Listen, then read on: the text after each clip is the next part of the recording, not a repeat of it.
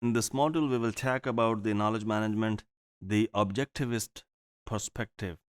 As I said in the beginning, that there are always different perspectives about the same thing, and we should value those perspectives because those perspectives actually enrich our understanding about that concept. And I said in the beginning, when I was trying to give the definitions of knowledge management that or about the knowledge, that it is a concept.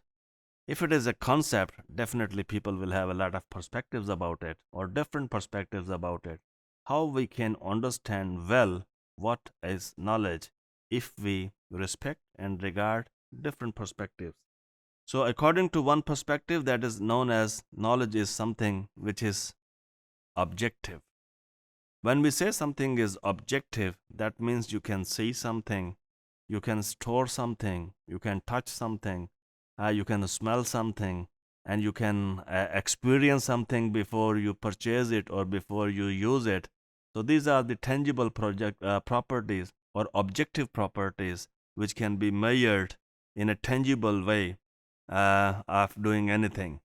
So on the other hand, something which is subjective, for example, your feelings about something, can you measure your feelings about something? Can you measure the feelings of pleasure about when you are reading a book? Can you see and measure the feelings of pleasure when you were watching a movie? So, can you compare that subjective feelings with something which is objective? For example, the monetary benefits or the monetary cost you have paid for it. So, how much you have paid to see a movie and how much subjective pleasure you have received, you cannot compare it. However, one objective thing can be compared with another objective thing. For example, 100 rupees with another 100 rupees, $1 with another $100. That can be compared, but subjective things are difficult.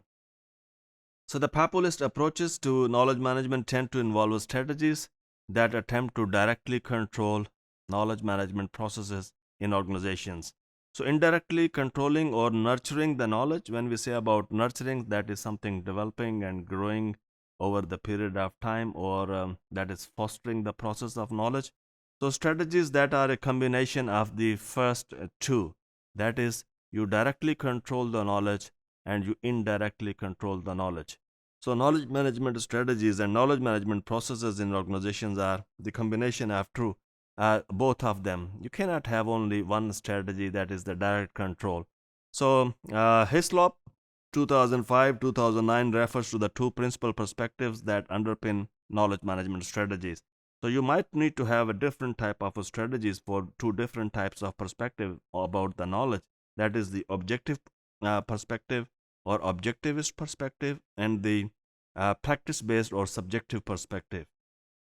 So, in a simple verse, what is an objectivist perspective about knowledge, or how objectivist perspective people or the people who actually belongs to or follow this perspective, how they see what is knowledge. So, knowledge is explicit and objective, and example facts and figures, and often treated as if it were an object that exists. Make it simple to understand when we talk about the objectivist perspective. According to this perspective, eh, everything can be in the form of knowledge. So it is there. So knowledge is there just like an object. Go and get it. Go and learn it. Go and find it. For example, if you want to learn the impact of HR practices on employee engagement, or the impact of HR practices on employee job satisfaction, this is a knowledge. You can't say that this is a subjective knowledge. It does not exist. How can we know that? How can we measure it? And according to that perspective, you can measure and you can calculate how much pleasure people have when they are doing something. So, the knowledge of pleasure or the knowledge of something, according to this perspective, it is an object just like objects. It is there. Go and find it. Go and measure it. Go and get it.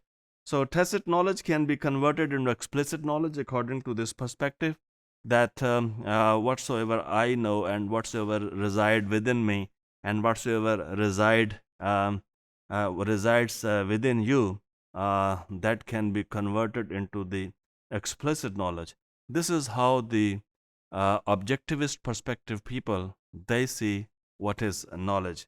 So individual cognition is emphasized, that is, knowledge is held by individual minds, and it is believed that that can be converted into the explicit knowledge. Thank you.